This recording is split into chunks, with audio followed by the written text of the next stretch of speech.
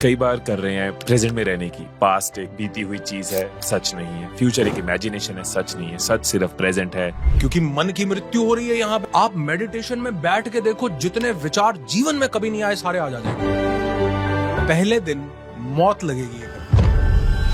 कई बार कर रहे हैं प्रेजेंट में रहने की, और कहीं ना कहीं सुना है सबने कि प्रेजेंट में रहना चाहिए। पास्ट एक बीती हुई चीज है, सच नहीं है। फ्यूचर एक इमेजिनेशन है, सच नहीं है। सच सिर्फ प्रेजेंट है। Present is the only present we have. How? और मैं इसमें बोलूंगा कि ये अगर कोई 3 स्टेप फ्रेमवर्क अपना ले, जिसमें सबसे पहला तो है अवेयरनेस, कि वो अवेयरनेस सबसे पहले ये आना भी बहुत जरूरी है कि मैं इस चीज के लिए अवेयर हूं कि मुझे प्रेजेंट मोमेंट में आना है। दूसरा, डिस्कनेक्शन, लेट गो, कि आप जब तक, क्योंकि आज इंफॉर्मेशन इतनी ज्यादा है, हम इतने ज्यादा ओवरलोड हो रखे हैं इंफॉर्मेशन से, कि वो इंफॉर्मेशन हमें उस प्रेजेंट में आने ही नहीं देती। वो चाहती है कि तुम मुझे और पाओ, तुम मुझे और पाओ, तुम मुझे और पाओ। तो दूसरा, आप डिस्कनेक्ट हो जाओ।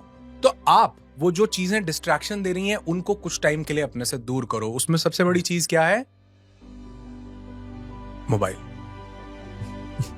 मुझे पता है सब लोग बीवी बोलने वाले थे, लेकिन मोबाइल। मजाक कर रहा हूं।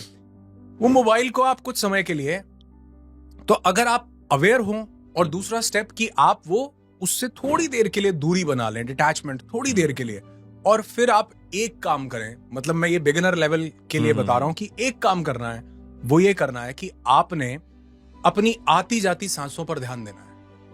सांस को गहरा करना है, डायाफ्रैग्मेटिक ब्रीदिंग करनी है, लंबा करना है, और सिर्फ अपनी ब्रेथ को देखना है कि ये सांस आई, ये सांस गई, ये सांस आई।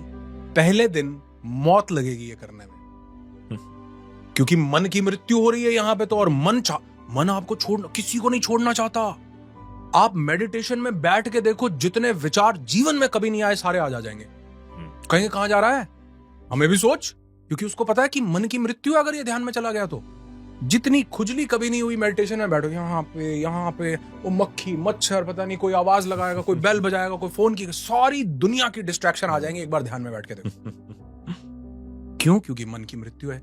दूसरी चीज, आप उन चीजों को दूर करें जो आपको डिस्ट्रैक्ट कर सकती हैं। तीसरी चीज, सिर्फ अपनी सांसों पर ध्यान लगाएं आती जाती। दिन में 5 मिनट का ये रिचुअल, ये 3 चीजों को अगर हम करें, अवेयरनेस हो जाए, चीजों से डिस्कनेक्ट, स्पेशली मोबाइल से, कोई हमको डिस्टर्ब करने वाला ना हो, और अपनी सांस पर ध्यान लगाएं, आप देखोगे कि आपने ये 5 मिनट जो प्रैक्टिस किया ना, जैसे एक मैराथन रनर होता है, जैसे हमारी जो नॉर्मल रेस्टिंग हार्ट रेट है वो 60 से 80 के बीच में रहती है, मैराथन रनर की 40 तक चली जाती है।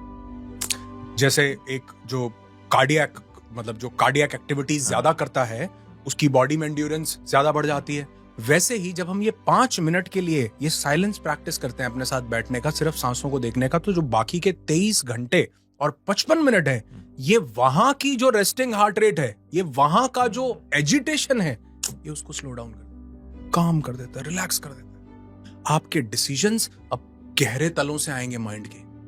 अक्सर आपने देखा है, मैंने लोगों को सुना है, जेलों में बंद लोगों को सुना है, वो बोल रहे हैं कि अगर 5 मिनट रुक जाते तो जेल में ना होते। सिर्फ 5 मिनट डिसीजन पोस्टपोन कर लेते, जेल में ना होते, क्योंकि वो डिसीजन होश में नहीं लिया गया, बेहोशी में लिया गया। अगर हम ये 5 मिनट अपनी ब्रेथ को देखने का एक छोटा सा रिचुअल बनाएं, आप होशपूर्ण होने लगे, माइंडफुलनेस बढ़ने लगेगा।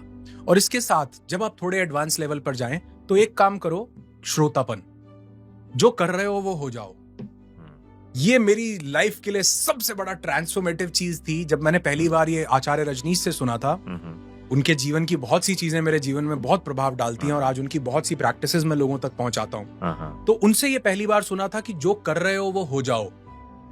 इससे बड़ा ध्यान दुनिया में नहीं बना है। और जो व्यक्ति प्रेजेंट में आ गया, वो सिर्फ शुक्र अदा करता है जी। क्योंकि कंप्लेंट कब है?